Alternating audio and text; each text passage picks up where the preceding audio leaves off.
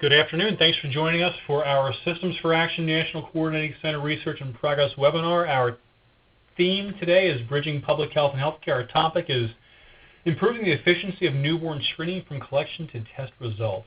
I'm Rick Ingram. I'm your moderator today. I'm an assistant professor at the University of Kentucky College of Public Health. Also work for the National Coordinating Center. Our presenter today is Beth Tarini. Beth is the Fred G. Smith Chair in Academic Pediatrics, an associate professor and division director at the University of Iowa Carver College of Medicine. So Beth, would you like to start? Sure, thank you. Thank you all for attending today. As Rick said, I'm going to be talking about how we are trying to improve the efficiency of newborn screening results from collection to test results. And I want to, of course, thank the Robert Wood Johnson Foundation and the PHSSR mechanism, because without their support we would be unable to do this work. So today, let me just get my slides moving. Our goals for today, we're going to go through, I'm going to review the project background and objectives, discuss our preliminary results to date, and present the next steps in the remainder of the project's funding cycle. So we'll start with the background and objectives. I know some of you may not be as familiar with newborn screening as others, so I'll give a little bit more background for your sake. So what is newborn screening? What is the goal? So the goal of newborn screening is to identify children with inherited disorders shortly after birth and initiate treatment promptly so that we can prevent irreversible damage or death. So children, every child in the United States, that's 4 million a year, are screened at birth through a number of different testing mechanisms, blood, hearing, pulse oximetry, for inherited disorders. So today we're going to be focusing particularly on the blood spot testing, because that is the testing that is collected and then transported out of the hospital. So I just mentioned the hospital. That leads into how is newborn screening implemented. So it is a complex system. It should not be thought of as a test. It should be thought of as a system. And it involves multiple steps that are coordinated by each state's public health department through its newborn screening program. So it is a state-level program, although it does have federal oversight, or I should say input to some degree. But it does require coordinated and timely collaboration between clinical and public health entities, and that is key to this project and key to the problem that we're trying to address. So a little bit more background. This is courtesy of Amy Gaviglio and the Minnesota Department of Health, this lovely infographic, which just gives you a sense of broad strokes of what's happening here. So the baby's born, 12 to 48 hours after birth, testing is done. There are 3 modes of testing, as I said: blood taken from the heel with a heel prick, pulse oximeter is done, and hearing screening is done. Those latter 2 are done at the bedside, and the results are immediately available in a point-of-care testing model. The then blood spot screening is transported, sent, however you want to call it, moved to the department, to the newborn screening laboratory. Where it sits, where it is varies by state, but for all intents and purposes, it's important to realize it's not done at the hospital. And at that laboratory, the testing is done, and then the results, either negative or positive, are reported out. So we're going to focus on this piece here largely, which is the collection of the specimen from the baby, the transport to the lab for testing. I'm not going to focus in this presentation on how we can optimize the lab settings. We are going to look at that, but that's what we're going to focus on today. And to give you another visual to help understand and process this procedure, here I've separated the model into 3 sections: collection, transport, and processing, or lab processing. To take you through, the blue represents what happens at the hospital level. The green is what can happen at the hospital and newborn screening program interface. The yellow shading represents what happens at the program from the program's oversight. So the births are done, as I mentioned. The specimens are collected. They're then they're picked up by some mechanism of courier. It depends on the state. In some states, like Iowa, for instance, they do testing for states such as North Dakota, and those specimens are flown in, not driven in. The specimens are then delivered to the lab where they're processed. And this entire process takes, on average, 5 to 7 days from start to finish. 5 days is the recommendation for positive results to be turned around, positive screening results, and 7 for negative or quote-unquote normal results. And to give you a little bit of a deeper sense of what goes into the hospital process, which is where a number of steps take place, a number of stakeholders are interacting. This is a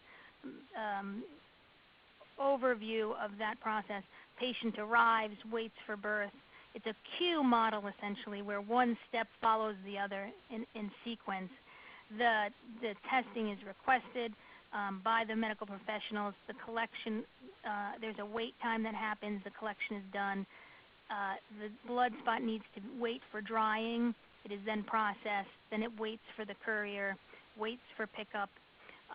All of these steps involve action and waiting periods.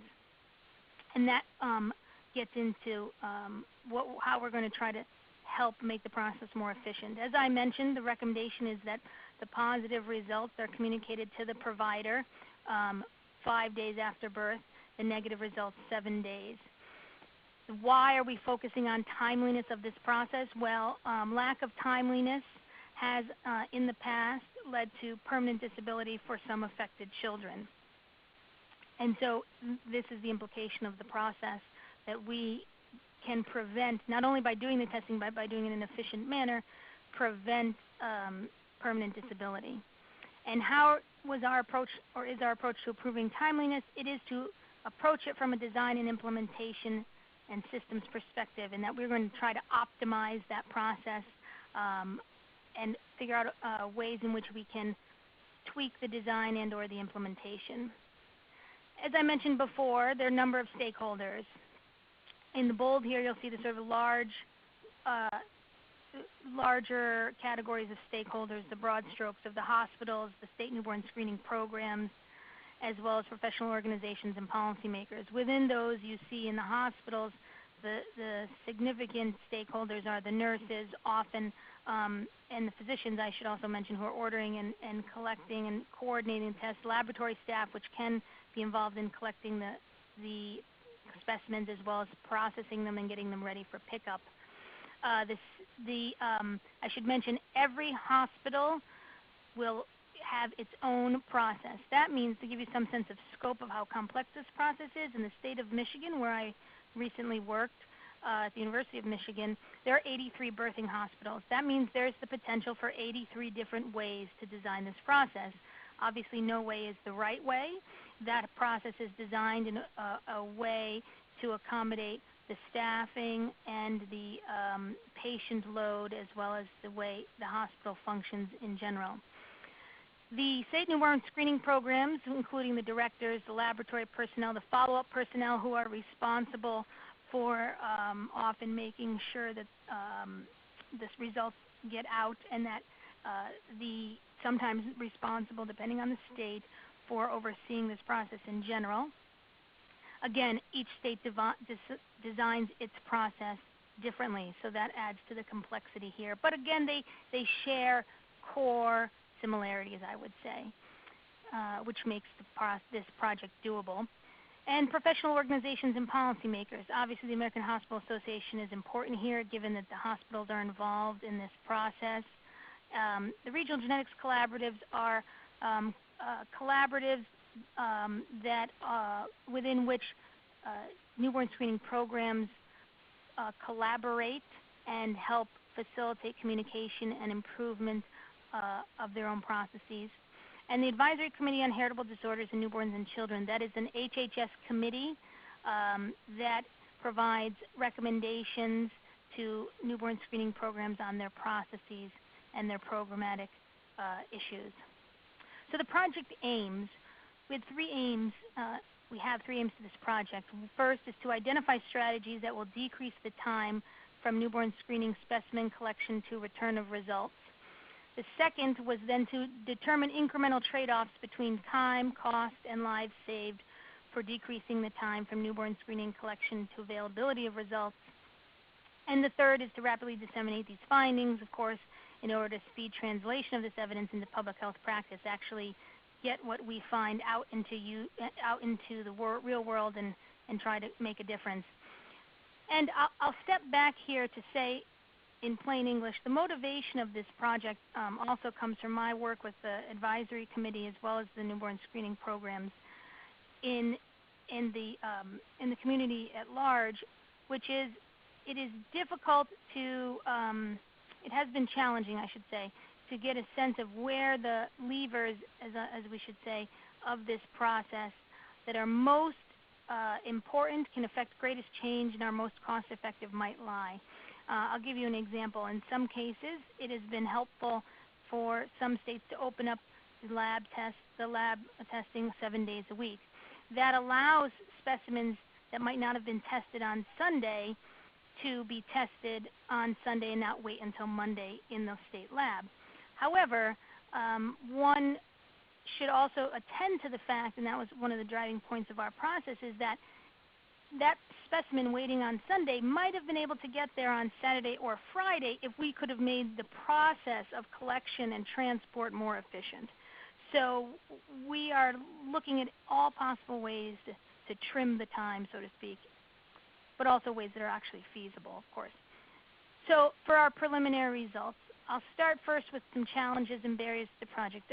As usual, once you get down into the weeds of doing the project, you see challenges and barriers that were not immediately evident prior. So as I mentioned earlier, this system of newborn screening requires a clinical public health interaction, which is complex because it spans two arenas like that.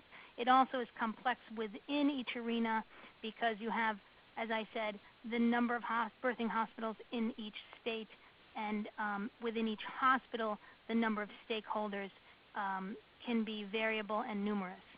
You have, as that goes to say, the complexity of process and the variability in implementation. Again, the number and identity of the stakeholders involved in a process at a given hospital is not something you can presume going in. Each hospital is its own system. And also, within state newborn screening programs, one must grapple with the availability of both individual and hospital level data. Some programs will only track percentage of specimens that are timely, whereas others will get down to hospital level data as well as individual birth data and be able to link all of that. And that becomes the most useful, of course, in figuring out what levers in this process can be pulled most effectively. So I'm going to focus on AIM 1 and 2 for this presentation. Our primary project product is a simulation model. And to give some background, what is this? Well, this is a method for identifying steps writ large in a state newborn screening process that can be used to modified to improve timeliness. It's basically a way to take the data, and simulate multiple runs and multiple births, essentially, to identify within given parameters where we might improve the outcomes. The implications for it are that it's systematic and efficient way of assessing timeliness of a state's process. We can identify steps linked to significant change in timeliness, and we can tailor the model to state-specific processes, particularly any procedures and or data they have available. So one can think about it as a model in which you input all of the different steps in the process, and then within each step you can populate it with data. If one step is particular to a state program's process, then that can be added, and the data behind that to show the range of possibilities that are currently there, or the skew of the data, if we shall say, that is also possible. So the timeline for this simulation model, the development of the first model completed April 2016. we've been testing it, and we'll continue to test it with additional data that as it becomes available. And it will be available for dissemination and additional refinement and testing from October through January in 2017, and of course beyond for those interested in using it and taking it any further. But that January 2017 will be the ending of the funding for this project. So how did we develop the model? Well, we used, for the model so far, we've used two data sources. The first data source comes from the Michigan Department of Health, and it is secondary data on 94,000 plus samples from newborn screening. They're non-NICU infants, as I mentioned, 83 birthing hospitals, and they were collected from, these specimens were collected from April 2014 to March 2015. And the data in this data set allows us to know not which hospital, but that samples belong to different hospitals. The identity hospital is encrypted. We know the time and date of the birth, the time and date that the sample was collected, the transit time from birth to the state lab for testing, the mileage from that between the hospital and the lab, and the pickup schedules by the hospital. So that gives us a broader, that helps populate the broader model and bring us from hospital, also bring us from hospital to lab.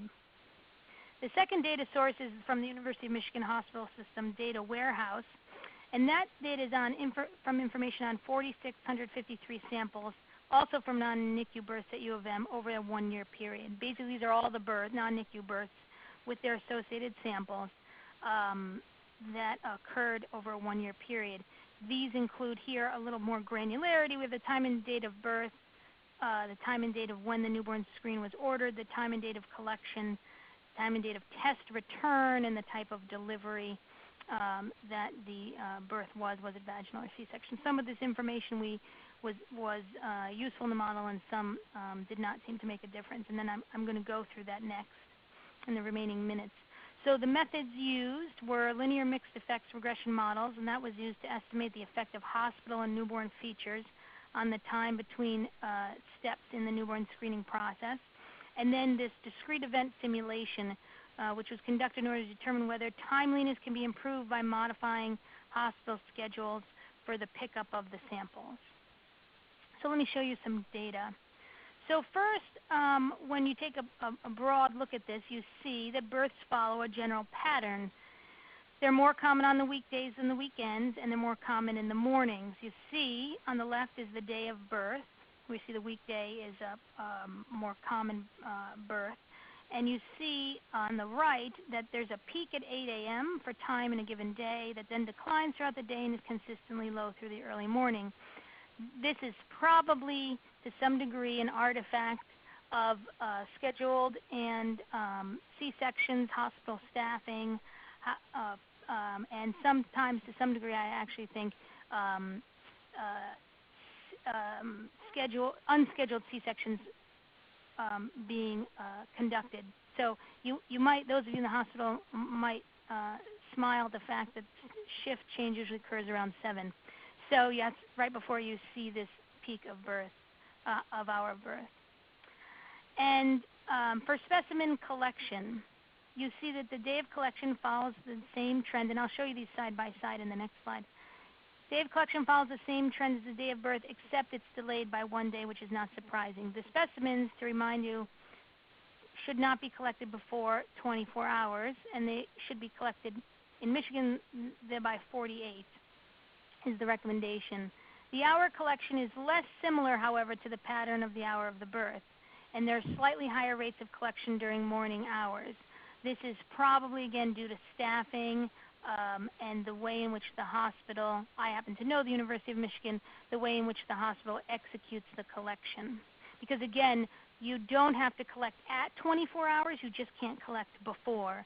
So some specimens that are, quote unquote, ready to be collected at, let's say, 4 a.m. may not be collected until 8 or 9 because that's when the phlebotomist is on the floor collecting them collecting all of the samples that are ready. There can be some tweaks, but that's a general sort of process.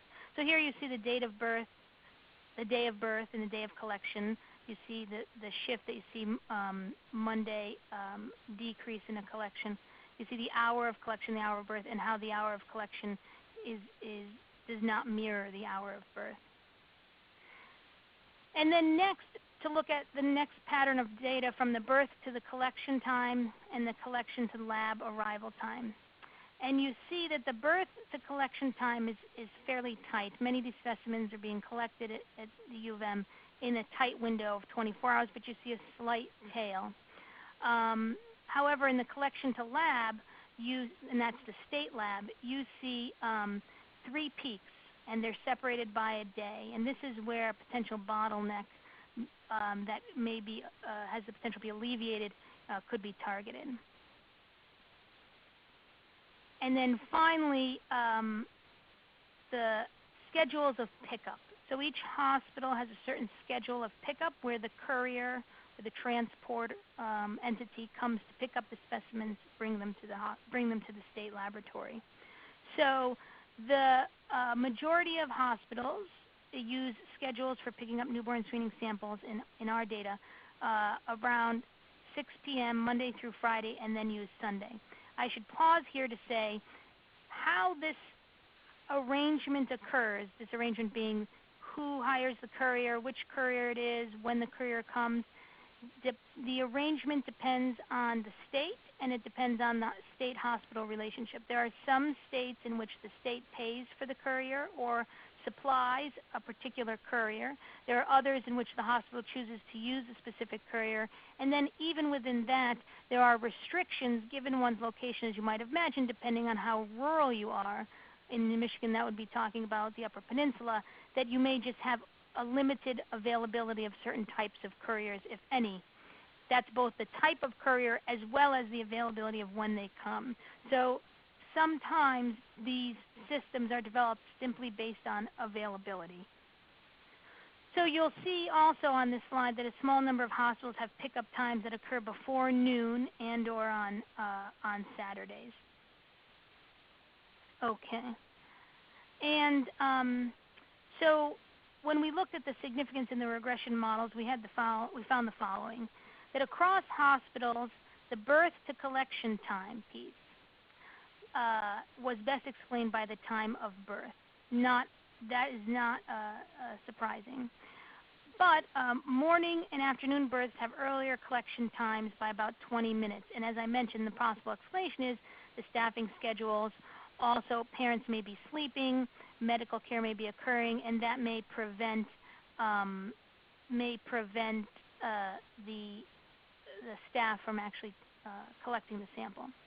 The day of birth also contributes significantly to the collection time. Of note, Thursday and Friday births have longer collection times by about 5 to 10 minutes. Now, these may not be significant in the overall model. As I say, this would be statistically significant but not clinically significant. But they are findings nonetheless. Of note, there's significant variation between hospitals, and that accounts for 18% of the total variation in the collection, and that variation is not explained by the volume of births in the hospital. So let's move on from collection to lab arrival across all hospitals. So across hospitals, the day of collection was the most significant factor in explaining the collection to lab arrival time. And those in the newborn screening community will not be surprised by this finding, I think. So when you are collecting a specimen on Saturday, you have an average of 9 to 12 hours longer times from collection to arrival to state lab than you do if you are collecting Sunday through Thursday. And that's probably because it depends on when your courier or transporter will pick up that specimen to transport it to the lab. Friday can lead to an even longer time, about 2.7 hours longer on average than those for Saturday, and that's again because if you're collecting on Friday, you may not make the Friday pickup. You may be ready. It may be a Saturday or Sunday, and then you're at the mercy, so to speak, of when your courier is scheduled for the weekend. Excuse me, if it's not scheduled at all, if it's scheduled at all on the weekend, or if it's scheduled every day. It will depend. In Michigan, as you saw, it depends. Some are Saturday pickup, some are Sunday. The collection to lab arrival time was also explained by the collection time of day. Again, not surprising in that because if you have a certain pickup time when your samples are collected, will affect whether or not they will be picked up, obviously, or ready to be picked up. As I mentioned before, there is a 4-hour minimum drying time. You can't take the sample and send it to the lab. It has to wait for a period of time. So samples collected in the early morning will arrive about 3 to 3.5 hours earlier on average to the lab versus those collected in the evening. And samples collected in the afternoon will be about a small shift, probably 0.9 later than those in the evening. Again, hospital volume was not significant. So why do you see these changes? As I mentioned, majority of hospitals do not pick up samples on Saturday. This is also, again, this is in the state of Michigan. And the majority of hospitals pick up samples in the evening, and that may explain why samples collected in the morning and the afternoon arrive to the lab earlier than samples collected in the evening or the early morning. The other piece to consider here is that collection to lab arrival could also be explained by the number of miles from the hospital to the laboratory. This is intuitive, right? Every mile we found adds about 2 minutes to the time. Interestingly enough, even after controlling for variables that include hospital volume and mileage, there still is variation in the time from collection to lab arrival between hospitals, and that accounts for about 10% of the total variance in collection time. And so when we took all of the regression models, put them into the simulation, it confirmed the findings of the regression analysis, and that it was the pickup schedules where the biggest bang for the buck, so to speak, could be had, and that's where we could operate to reduce time, it seemed, from birth to specimen pickup and arrival at the lab. So here's some examples, and I know we're almost to the end of time, and I'm nearly done. So the one potential intervention is to reduce gaps between specimen pickups. So when you look at this data from a overall perspective, you can see that shifting the 6 p.m. pickup to a 6 a.m., for instance, 6 p.m. Sunday to a 6 a.m. Saturday will greatly reduce the number of samples with a long birth to pickup time. So you're basically trying to spread the time more evenly to make sure some samples aren't sitting more than others. Again, if we were in a case where we knew that certain samples were higher risk to get to lab and to be positive, then we could design a system to do that. In this case, every child has pretty much an equal chance of being a positive or normal, depending on how you want to look at it. So it's probably best then to spread the time equally so that every sample waits an equal amount of time. A 6 a.m. Saturday pickup would reduce the largest gap then between the consecutive pickup times for this reason. So then you'd get 6 a.m. pickup on Saturday would occur exactly 36 after the last pickup and then 36 before the next, whereas a Sunday gives you 48 hours after the latest and 24 before the next. So you basically shift the and redistribute how much time any given sample on the weekend would wait. The other option is, of course, more frequent specimen pickups, and one could then adjust or tailor the time of the specimen pickup to account for patterns of birth. Again, this has to be taken into account within the constraints of what the hospitals have at their disposal in terms of couriers. But one could look at the pattern of birth of their hospital and then tailor the specimen pickup time, if possible, to that pattern. And also another option, if some states have done, compared to a 6-day schedule, you can have a 7-day schedule. It reduces the number of samples that are waiting.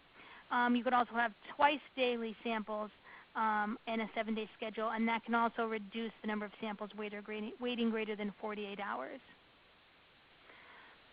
So the limitations of these current analyses are that this current model output that you see is focused exclusively on the Michigan newborn screening programs, and of course, as mentioned, the times of pickup are limited by availability of the transport company. And what we don't consider here also is cost of process changes. In a world where I know public health and the world in general doesn't operate, although some often forget, we are not of unlimited resources. So there is a cost to more frequent pickups or changing the pickup time. And the question then remains, what is the trade-off of changing the system? So future steps for us are going to be to collect that data on costs as best we can. Where it's not available, we'll try to model it, and refine the model we have with additional data from surveys of other hospitals and state programs, particularly looking at Michigan as one model, and we could possibly, depending on our resources, get to other states with other state birthing hospitals, as well as survey the state newborn screening programs, and we intend to do that with the assistance of New Steps. And additional products that we anticipate are presentations, reports, and peer-reviewed manuscripts, which we will disseminate. We've done so far to newborn screening programs through academic conferences, such as the Newborn Screening and Genetics Symposium this past spring.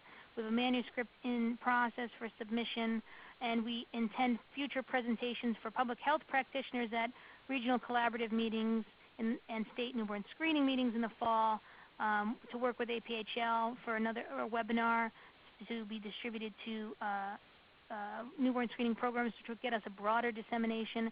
Newborn screening policymakers we will present at the advisory committee in August, and public health policymakers at the academic conferences for the PHSSR and Academy Health this year and the coming year. So in conclusion, I'd like to acknowledge the research team without which this would not be possible. This interdisciplinary work is challenging but rewarding. I am the principal investigator. Sorry for the typo. The co-investigators, Amy Cohen, Lisa Prosser, Dr. Zayas Kaban, consultants, Dr. Bundy, Amy Cochran, Marcy Sontag, and our project managers Dalton Simon Samansek and Norma Jean Simon. And of note, Dr. Zayas Kaban and Dr. Cochran designed and conducted the regression and simulation models, so specific credit should be given to them for that. The funding, again, through the PHSSR mechanism with RWJ to the institutional awardee of the University of Michigan. And finally, my advisory committee members that you see here, who represent a number of different stakeholders and whose input has been invaluable throughout this project so far. And that's it. Beth, thanks so much. And if you all would like an update about this project, you can go to the web address shown currently. So we have two folks who have agreed to provide commentary for today. The first one is Aaron Goldenberg. Aaron is an associate professor of bioethics and associate director for the Center for Genetic Research, Ethics, and Law at Case Western Reserve University School of Medicine. Aaron, are you ready to provide some commentary for us? Sounds good. Thank you. And thank you, Beth, for that wonderful presentation. It was brought up a lot of great issues, and I think we should have a lively conversation. I want to start my comments, and I'll try to make my comments brief so we have lots of time for conversation. I want to start my comments by talking about the potential impact that the media attention to timeliness has had on the actions, or I should say reactions, of states to try to address the concerns that have been voiced in a number of media articles and news outlets. I think sometimes when that happens, states feel pressure to act very quickly to try to both address the media concerns, but also the potential real problems that may exist within the newborn screening system. Because of that, I know a number of states have their own QI projects related to timeliness, and those projects are great. It's not what I'm not trying to say that those projects are not good. In fact, those projects are needed and have really worked for many states to begin improving and addressing some of the concerns around timeliness. However, sometimes when those QI projects happen fast, they may not adequately take into account larger data sets that may point to particular areas in the newborn screening system that may need to be addressed. So, for example, they may address one particular aspect of the system, but not take into account larger connections between the system that could be important to look at for long-term policy change or long-term practice change. At the same time, some larger research projects that may address newborn screening and improvements in newborn screening may not adequately or appropriately account for how complex the newborn screening system actually is. They may not work closely with newborn screening stakeholders. They may not work as closely with the state QI and QA folks who are doing other projects. And so they may only be focused on, for example, the bookends. Those research projects may only focus on hospital outcomes, or they may only look at return of results and the timeliness and return, and not actually adequately account for all of the important and crucial middle steps that happen from collection to analysis to delivery. And so I think this project points to the need for bringing those two potential problems together, right? Either a focus on too small of an issue, or a focus that doesn't adequately account for the systematic, the health systems that go into newborn screening, thus pointing for the need for truly transdisciplinary teams that involve newborn screening program staff, policymakers, health services researchers, health practitioners, QI experts, operations engineers, and the need to work together to try to think about long-term and larger data needs for addressing these kinds of issues. I also think that this project points to the value of taking newborn screening tracking data beyond just the performance of hospitals is really crucial, right? The need to look at many points along the newborn screening collection process that's linked to each specimen and allow for a systematic analysis across all of those points. And I think doing so really does require that multidisciplinary team that goes beyond one area of QI that kind of looks at this kind of larger scope of newborn screening improvement and practice changes. I think, what this also points to is that some states have more capabilities to do that, right? There are states like Michigan, like Iowa, like Utah that have these kind of resources and available connections across transdisciplinary teams and have done a really good job of doing data analysis across, for example, 83 birthing centers. And so doing this kind of long-term approach and this wider view approach of data is easier in those states. Not all states have those resources. Not all the states have the available connections and the available resources to do that kind of data analysis. Again, pointing to the need for kind of a continued building towards integrated data systems between hospitals and states, and potentially between states, to allow for larger projects that look at data and both recognize kind of universal issues in this area, but also state and local specific issues. So I think, from my perspective, this is a project that represents one that takes into account the need for connections between health services researchers and state officials, and at the same time looks towards both local and larger data sets, which both are going to be crucial for kind of moving the needle on some of these concerns and some of these issues. And I think that, as a researcher, as a public health researcher, sometimes we become very reactive when there are things in the media that may point to potential problems or potential concerns among the public. And while I do think quick action is incredibly necessary, I think this project shows why it's so important to be very systematic and very thoughtful about research projects that go into thinking about timeliness on a long-term basis for policy and practice change. So I'll end my comments there, and happy to continue the conversation from both Carol and other participants on the webinar. Thank you.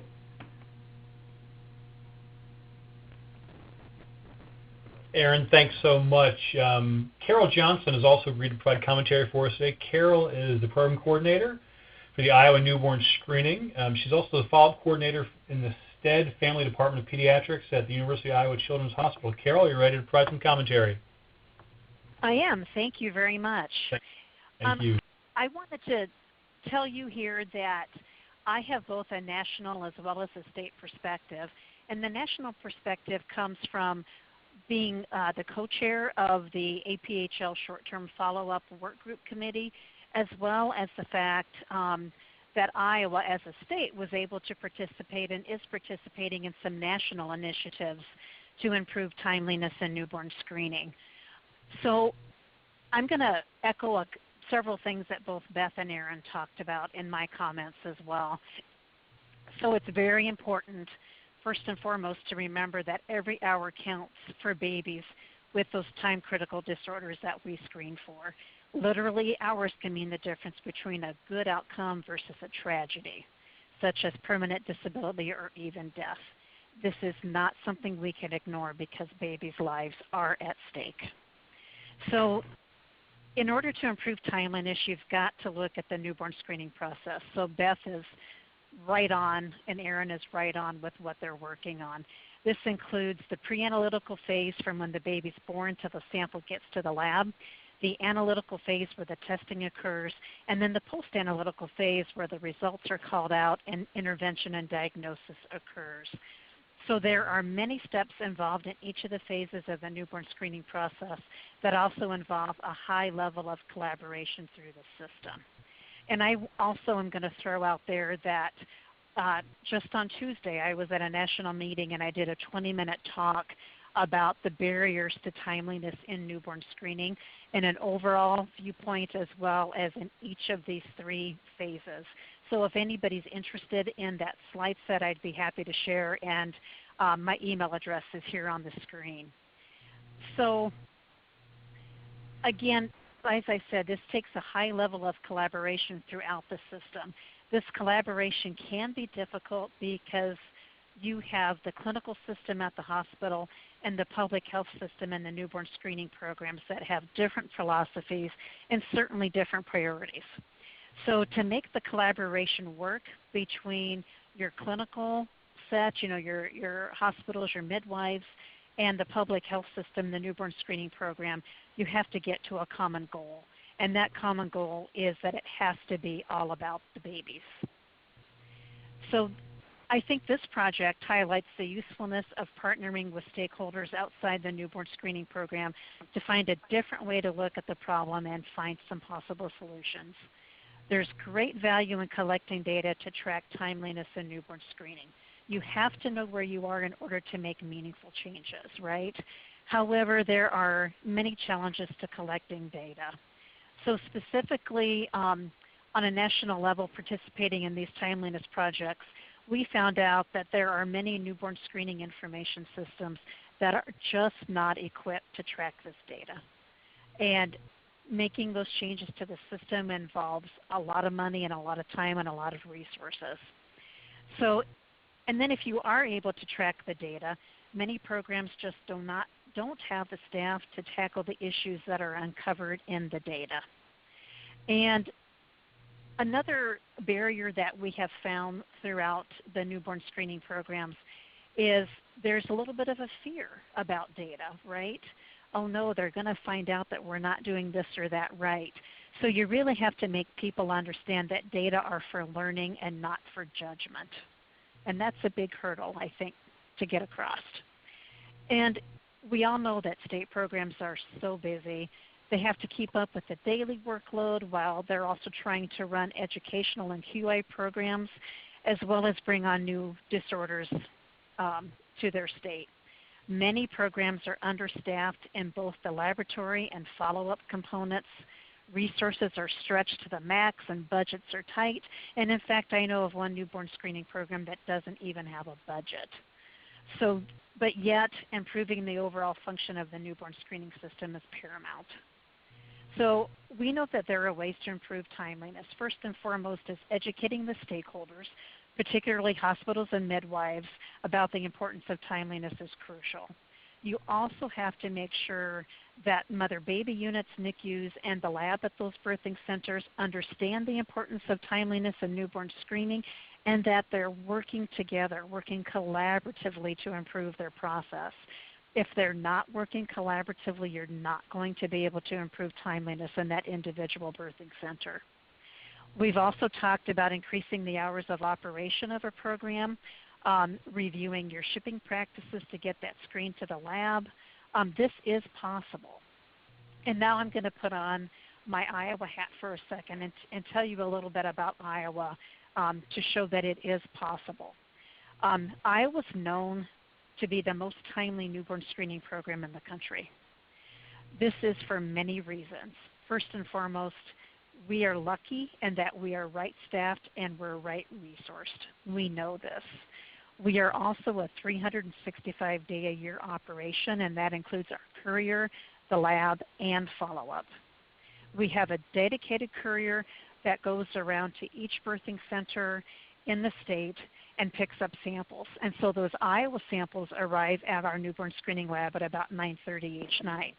We also have data entry and laboratorians there to start the newborn screening process overnight. And I think that's key as to why we can be so timely. And then, of course, we have our regular day shift at the lab. And then, as Beth mentioned, we also screen for North Dakota and South Dakota. And the process is a bit different and somewhat interesting there, and it's probably comparable to what you might see in the Upper Peninsula of Michigan, in that we are not able to have a courier work 7 days a week in those two states, but they work 6 days a week. And what happens is that there are collection routes by car and there are collection routes by plane in those two states.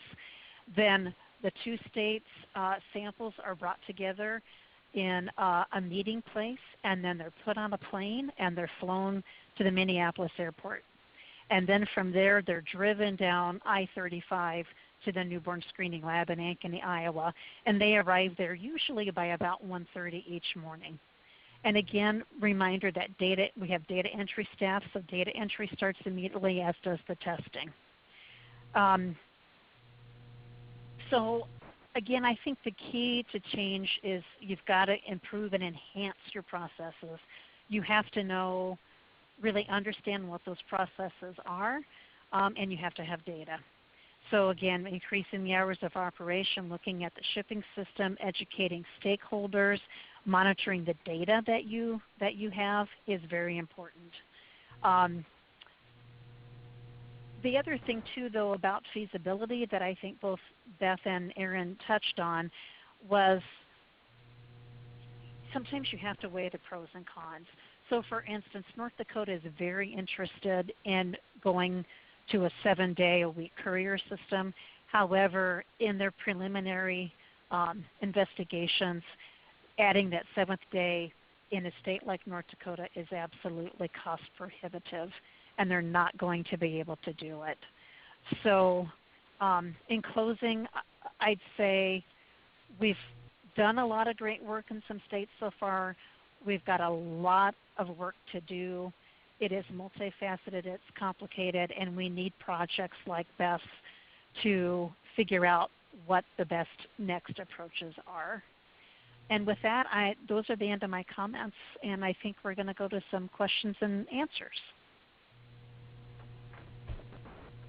Carol, thanks so much. Just to remind you, if you have a question, you can type it in the chat box, and we will ask it to our presenters. So we do have 2 questions so far. The first one is from Sabra Anker, and Sabra asks, does Michigan have any rural birthing hospitals that don't have access to couriers? If so, how did you address those issues? So great question. In Michigan, the rural hospitals, well, depending on how you define rural, because there are some rural hospitals still in the main peninsula, but those that are most rural and most isolated are those that are closer to the upper peninsula. And so they do have couriers, but again, they have only limited options on who is available to transport and basically which companies and when they can do the pickup. So that limits the availability, but they do have access. I have a comment to add to that too. Putting on my national hat, because I have to admit that I hadn't really thought about this before. Pretty much every state has what you would call a rural component to it. Mm-hmm. And we even have some states where they're technically meet the criteria to be a frontier, which really? I believe is like 6 miles. There's nothing, for 6 miles in between one home to the other. Mm-hmm. So again, this is why this work is so important, in that I think we tend to think about places like the Upper Peninsula and North Dakota, but you have rural issues in California and New York Yes. and Florida Yes. as well. So Yes, good point.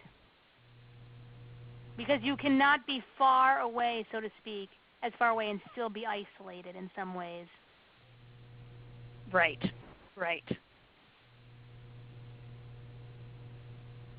And I also know of some states who are working on their timeliness projects where the hospitals that are closest to the newborn screening lab were the worst in getting their samples to the lab. Fascinating, right? Yeah, Right. it is. It's definitely multifactorial, and distance doesn't. Distance can certainly be an obvious distance distance is the first thing people gravitate towards, but that's only one. It's not a dominant factor because, as you said, you can have an isolation. Your hospital can be located far-ish from or remotely from roads. I know Dr. Burbridge has said this from Iowa that you can be not far from the lab as the crow flies, but you can be isolated or distant from travel routes. You can also be nearby, quote unquote, as the crow flies, and also have other problems related to transport and or anywhere in the hospital, of course. Which is what makes this project so fascinating yet so challenging. Right. And important. Thanks, yes. I think there's another question, Rick. There is, yes. So Grace Gornflow has written, thanks for a great presentation, and I appreciate Aaron's comment on the benefit of working to promote connections between this work and those in the practice community working in QI. To that end, can the data used in the study be shared with state or local health departments working to make related improvements in NBS in Michigan? Definitely. So I am, even though I don't live physically in Michigan anymore, I work closely still with the program, and in the fall they are going to have some of the newborn screening coordinators. There's a coordinator at each hospital that is sort of the champion for newborn screening at that hospital, meeting in Lansing, and so I'll be presenting this there and talking with them about them being the coordinators about ways in which they could use this data. The local health departments in Michigan don't really. And I'm speaking out of turn, but in my experience in Michigan in 10 years, are not major stakeholders in this process and program. It's really done at the state level. That being said, the state also has the opportunity to use this data to decide, if possible, if there are any additional levers to pull based on what we're seeing here about in the state about the transport process. In addition, it's possible if there are other hospitals in which they have, so I took U of M data, right, on all the births in that hospital from their data warehouse. That's because U of M is a major birthing center. There are other major birthing centers in Michigan, and there are others relatively mid-sized. And so if the state has access to those hospitals and those hospital data and it's recorded and accessible, and the state and hospital are willing to work together, it's possible to take their hospital-level data and link it to the states, as we did with Michigan, and then look to see if we can find any signals that might not be evident by on-the-ground experience.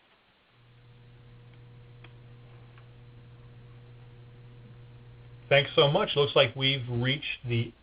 Oh, actually, we have one more question here. So Rachel Baxter has asked, does any data reflect home births that are done by local health departments? So I don't believe any of the data in this data set that I have is based on home births, and those numbers they were in they're not in this model, and they were either in the data set but so small we couldn't make any significant findings as a result of them. So that's the challenge with home births. As a sort of programmatic move to address the issues of home births, the state of Michigan offers free courier or transport of home birth specimens to any midwives or birthing attendants who are collecting the newborn screen.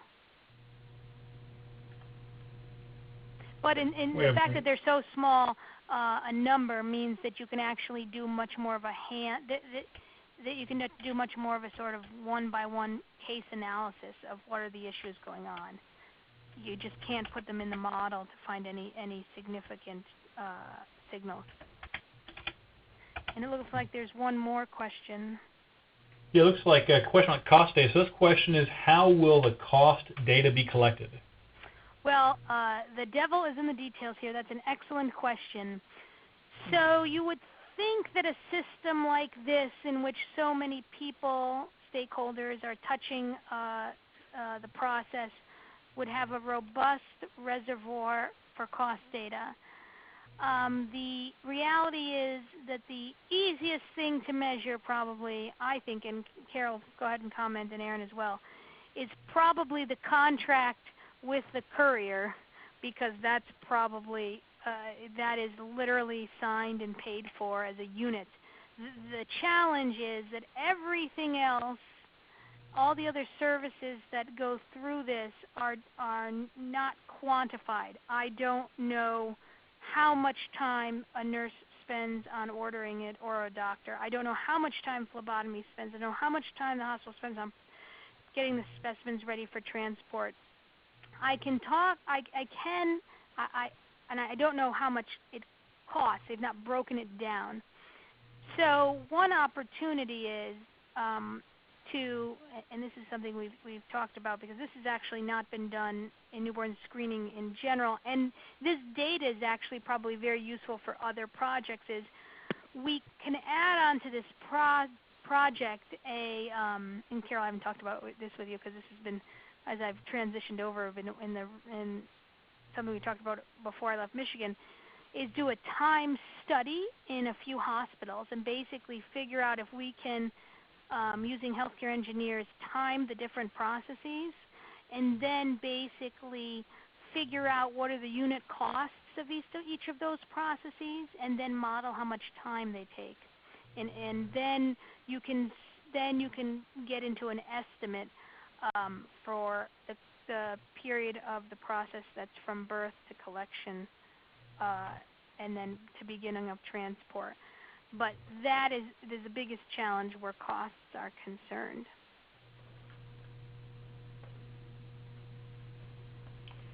Great.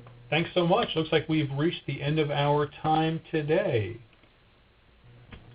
So we have a webinar archive at the web address listed at the top of your screen. Our upcoming webinars are listed here. We have one on July 6th about developing public health policy research frameworks with concept mapping. The week after, we've got one that's local public health and primary care collaboration, a practice-based approach. If you have any questions about today's webinar, please contact Ann Kelly at the email address listed on the screen. Thank you so much.